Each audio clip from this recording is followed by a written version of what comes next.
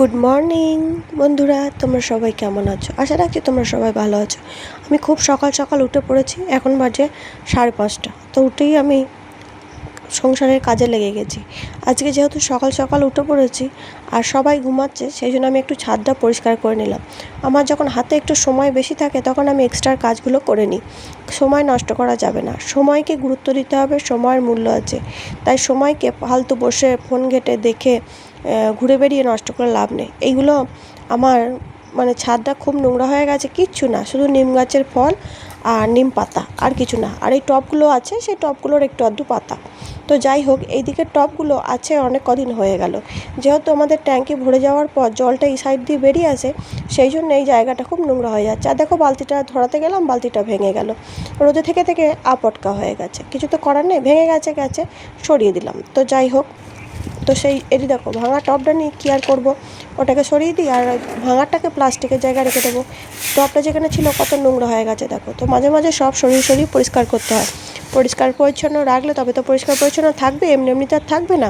পরিষ্কার করতে হয়। আর টবগুলোকে সরিয়ে ফেলার চেষ্টা করছি। সকালে হাতে অনেকটা সময় আছে, 7টা পর্যন্ত আমি এগুলো করতে পারবো।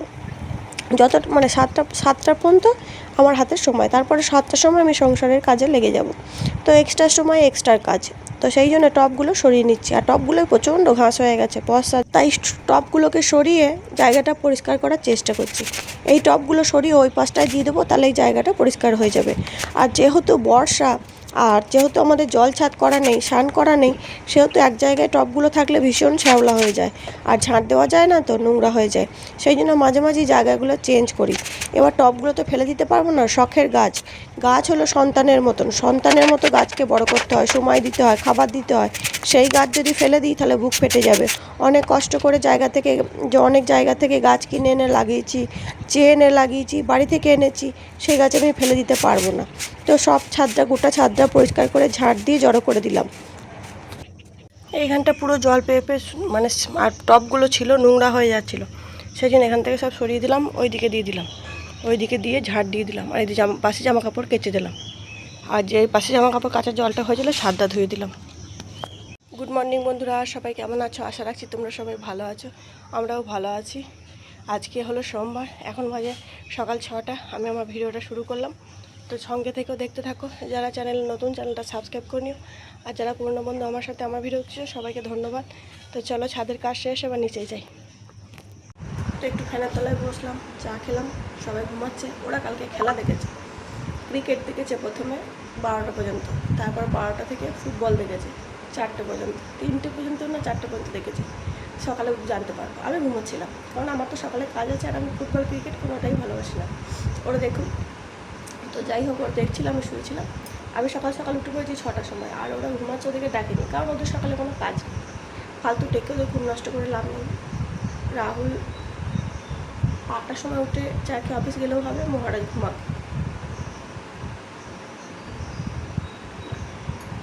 মহারাজ রোজ 7টায় উঠে পড়ে, ডাকি বা না ডাকি অভ্যাস, কিন্তু আজকে ঘুমাচ্ছে, কাল রাতে ঘুমায়নি। মিস্টার ইন্ডিয়া ঘুমাচ্ছে, মিস্টার ইন্ডিয়া শুয়ে আছে, ওনার 2বার ভাত খাওয়া হয়ে গেছে, মিস্টার ইন্ডিয়া ঘুমাচ্ছে।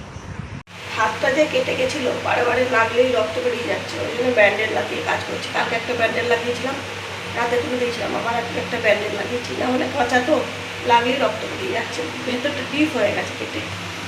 তো টুকটাক কাজ সেরে চাটা খেয়ে চলে এলাম তরকারি কাটতে। এখন সবাই ঘুমাচ্ছে, এই ফাঁকে আমি ভাবলাম তরকারিটা কিছুটা কেটে নিই, তাহলে ওরা ঘুম থেকে উঠলে ওদেরকে চা করে দেবো। কালকে ওরা খেলা দেখেছে, ক্রিকেট দেখেছে, ফুটবল দেখেছে, দুটো খেলাতেই হেরে গেছে, বেচারাদের মন খারাপ, তাই আমি আর ডাকিনি। ঘুমাক, একেতে খেলা দেখেছে, তারপর আবার হেরে গেছে, এর দুঃখ রাখে কোথায়? তো সকালবেলা উঠে বলছে সবাই, ওর দুজনাই, যে কি কত কষ্ট করে জেগে খেলা দেখেছে। ওরা যখন শুলো তখন প্রায় 4টে, আমি কিন্তু একাই ঘুমাচ্ছিলাম, আমার ভালো ঘুম হয়ও নি, ওটা অভ্যাস না। তো ওরা শোয়নি, আমি কী করে শুই? পাশে ওরা পাশে খেলা দেখছিল। তো যাই হোক, আমার কাজগুলো আমাকে তো করতে হবে। ওরা দেরি করে উঠলেও ওদের কোনো অসুবিধা নেই, ঘুম থেকে উঠে চা চাইবে, কমপ্লান চাইবে, খাবে দাবে, চলে যাবে। আবার 10টা বেজে গেলেই খাবার চাইবে, খেয়ে নেবে, হয়ে যাবে। তো ওদের ব্যাপারটা আলাদা, আমার ব্যাপারটা আলাদা। ওদের সঙ্গে আমার সঙ্গে গুলিয়ে ফেলা হবে না। আমাকে সকালে হলেই সবার মুখে খাবার দিতে হবে, সেই জন্য আমাকে তাড়াতাড়ি উঠতে হবে, সংসারের কাজ করতে হবে। বাড়ির বাইরে থেকে রোজগার করে এনে সবাইকে যেমন ভালো রাখার দায়িত্ব আমার হাজব্যান্ডের, তেমন বাড়িতে সবাইকে ভালো রাখার দায়িত্ব আমার। তো আমরা একে অপরের পরিপূরক, ওরও কিছু দায়িত্ব আছে, আমারও কিছু দায়িত্ব আছে, এইভাবে দায়িত্ব পালন করেই সংসার আমরা চালাচ্ছি। একে অপরকে বুঝে সংসার চালানো এমন বড় কঠিন নয়। আমার অনেক কিছু চাই এমন কোনো ব্যাপার নেই। সোনা, দামি দামি কাপড়, দামি দামি প্রোডাক্ট আমার কিচ্ছু চাই না। দিন শেষে আমরা সবাই একটু ভালো থাকতে চাই, কারণ আমরা আজকে আছি, কালকে নাও থাকতে পারি। তাই আজকের দিনটা খুব ভালোভাবে কাটাতে হবে। কাল কী হবে ভাবতে হবে, কিন্তু সবটুকু কালকের জন্য রেখে দিলে হবে না। আগেকার মানুষ অনেক দিন বাঁচতো, তারা ভালো ভালো খাবার খেত, অনেক বাঁচতো, কিন্তু এখনকার দিনে মানুষ বেশি দিন বাঁচছে না, খাচ্ছে তো ভেজাল, কী করে বাঁচবে বলো? তো যাই হোক, সেই জন্যে এখনকার দিনে মানুষকে অল্প দিনের জন্য যেহেতু পৃথিবীতে এসেছে, সেহেতু যে কটা দিন হাতে পাবে সে কটা দিন খুব আনন্দ করে কাটাতে হবে, ভালো থাকতে হবে। কে কী দিল, কে কী করলো, কে কী করলো না, ওসব নিয়ে চিন্তা ভাবনা করে লাভ নেই। একা থাকো, একা খাও, একা বাঁচো। এই পৃথিবীতে কেউ কারুর নয়, শুধু নিজের, আর কেউ কারুর নয়। তাই মায়া না বাড়িয়ে সবাই যে যার মতন করে থাকো, বাঁচো। কারণ তুমি যত মানুষের জন্য করবে তবে তত মানুষের থেকে আশা রাখবে, আর আশা পূর্ণ না হলেই কষ্ট পাবে। তার থেকে কারোর সঙ্গে মেশারও দরকার নেই, কারোর উপর আশা করারও দরকার নেই, কারোর সঙ্গে ঝগড়া করারও দরকার নেই। তার মানে এই নয় যে দেখা হলো তাদের সঙ্গে কথা হবে না, নিশ্চয়ই কথা হবে, দেখা হবে, কথা হবে, ওইখানেই শেষ, ফোনে গল্প নয়। আমি এখন মানুষটা পাল্টে গেছি। আগে আমি সবার সঙ্গে যেচে যোগাযোগ রাখতাম, কিন্তু এখন আর নয়। কারণ আমি কারোর সঙ্গে যোগাযোগ রাখতে চাইও না ফোনে, আর কারোর সঙ্গে ঝগড়াও করতে চাই না, ভালোবাসাও দেখাতে চাই না। সবার সঙ্গে একসঙ্গে দেখা হবে, কথা হবে, গল্প হবে, আড্ডা হবে, ওইখানেই শেষ। বাপের বাড়ির সম্পর্ক বাপের বাড়িতেই মিটিয়ে দিয়ে চলে আসবো, শ্বশুরবাড়ির সম্পর্ক শ্বশুরবাড়িতে। কারণ যে মেয়েরা বিয়ের পর অতিরিক্ত বাবার বাড়ি করে, সেই মেয়েদের না হয় শ্বশুরবাড়ি, না হয় বাপের বাড়ি। তাই শ্বশুরবাড়িতে যখন থাকবে শ্বশুরবাড়িকে নিয়েই ভালো থাকো, বাপের বাড়িতে যখন যাবে তখন বাপের বাড়ির লোকজনকে নিয়ে ভালো থাকো। দু নৌকায় পা দিয়ে কেউ কোনো দিন হাঁটতে পারে না, এক নৌকায় পা দিয়ে চলতে হবে, তাতে তুমি গন্তব্যস্থলে ঠিকই পৌঁছে যাবে। আর দু নৌকায় পা দিয়ে চললে মাঝখানে ডুবে যাবে।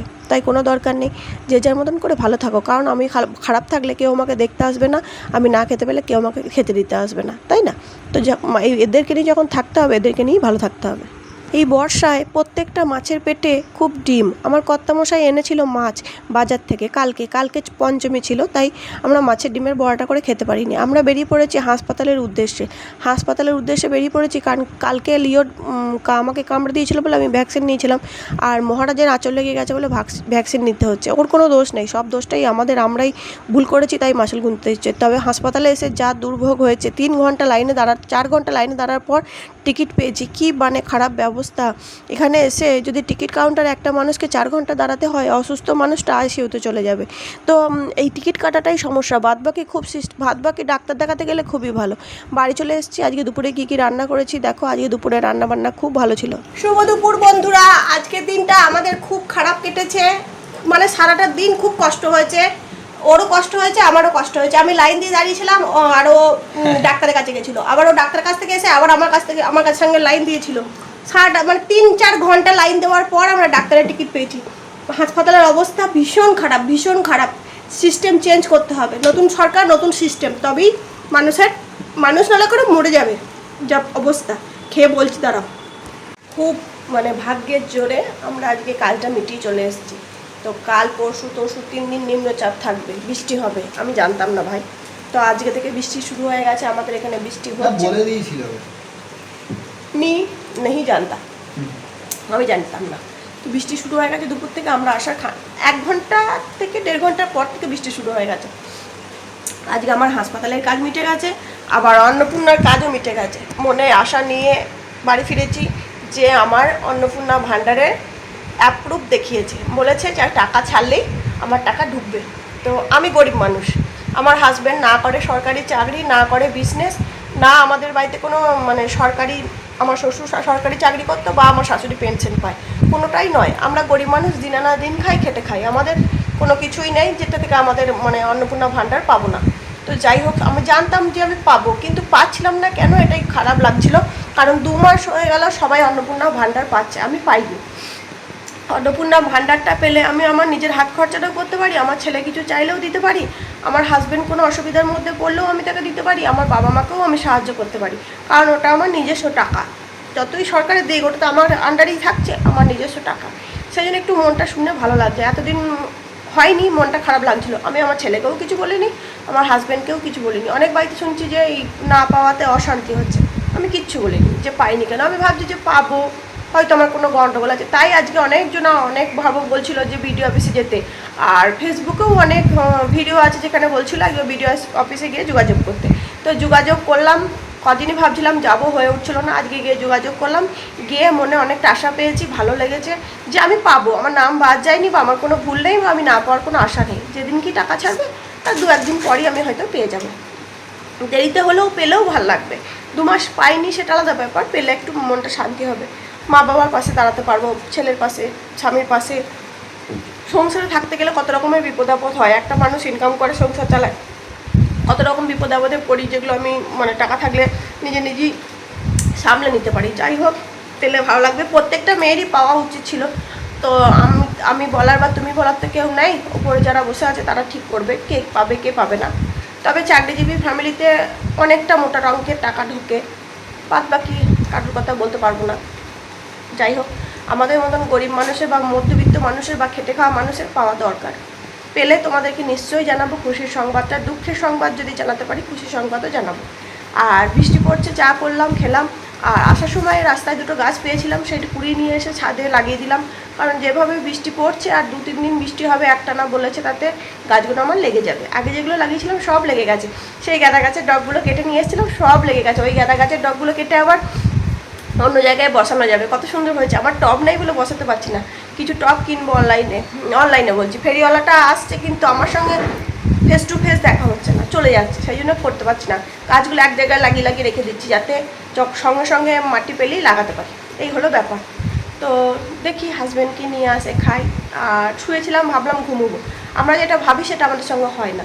ভেবেছিলাম ঘুমোবো বলে ঘুমোতে পারি না, আর যেদিনকে ভাবি না যে ঘুমোবো সেদিনকে ঘুমিয়ে যাই। এইদিকে লিও বসে আছে, এই যে লিও বসে আছে, বাবু বসে আছে। আমি একটা কোরিয়ান সিরিজ দেখছিলাম। কোরিয়ান তো বাবু? চাইনা সিরিজ দেখছিলাম। এই সিরিজটা আমি অনেক দিন শুরু করেছি, প্রায় 10 দিন তো হবেই, বলবো ভাই? হ্যাঁ, 10-12 দিন ধরে দেখছি। এটা আমার খুব ভালো লাগে।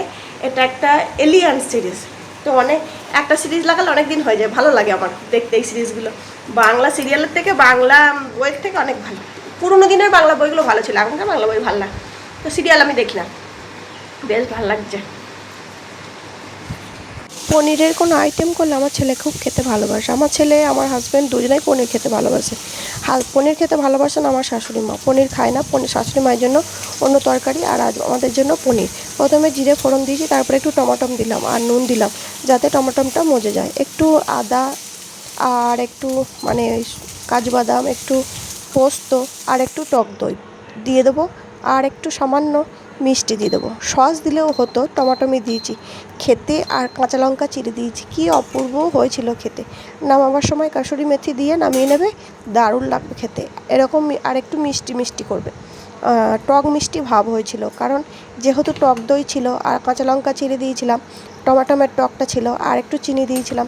খেতে অপূর্ব লাগছে রুটি দিয়ে। আর আমরা এখন কাঁচা পনির খাই। কাঁচা পনির বাড়িতে নিয়ে আসে, ভেজে নিই, খেতে খুব ভালো লাগে। এদিকে যদি ভাজা পনির আনি, ভাজা পনিরটা কিন্তু খুব শক্ত হয়ে যায় আর খেতে ভালো লাগে না। তো তোমরাও এরকমভাবে বানিয়ে খেয়ে দেখো।